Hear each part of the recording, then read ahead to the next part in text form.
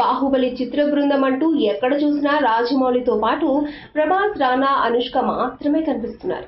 TV ఇంటర్వ్యూల్లో, press meetings లో ఇలా ఎక్కడైనా వీరు ముగ్గురు తప్ప ఇందులో మరో హీరోయిన్ గా నటించిన తమన్నాకి చోటివ్వడం లేదు. దుబాయ్కి టూర్ వెళ్లిన బాహుబలి బృందం కనీసం తమన్నాని కాంటాక్ట్ కూడా చేయలేదట. ఆమె వస్తుందో రాదో కనుక్కోవాలని కూడా అనుకోలేదట.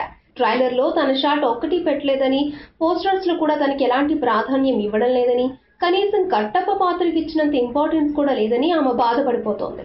అయితే రెండవ భాగంలో తమన్నా పాత్ర చాలా తక్కువట.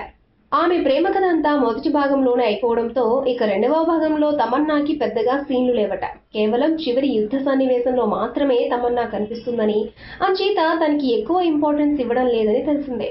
కాకపోతే అన్నేళ్ల అనుభవం ఉన్న తనకి కనీస కవరేజ్ ఇవ్వాలి కదా అంటూ తమన్నా వాపోతోంది. మరి జూనియర్ ఆర్టిస్ట్ లెక్కన తనని లెక్కలోకి తీసుకోకపోవడం బాలేదని ఆమె కంప్లైంట్. ఈ వీడియోపై మీ విలువైన కామెంట్స్ ని మాతో షేర్ చేసుకోండి. అండ్ ఇంకో విషయం, సబ్స్క్రైబ్ చేయడం మర్చిపోకండి.